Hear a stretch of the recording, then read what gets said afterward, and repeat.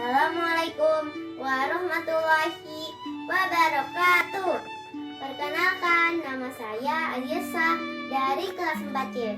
Saya akan membacakan puisi berjudul Aku Bangga Jadi Anak Indonesia. Terbangun di pagi hari, menatap indahnya sinar mentari. Negeriku akan tetap selalu berseri, negeriku tak akan pernah mati. 17 Agustus terjelang, hari kemerdekaan bangsa tersayang. Hasil keringat para pejuang yang rela berkorban di medan perang. Di sini kami anak negeri siap mengisi kemerdekaan ini dengan prestasi dan mengembangkan potensi diri. Siap mengabdi untuk negeri.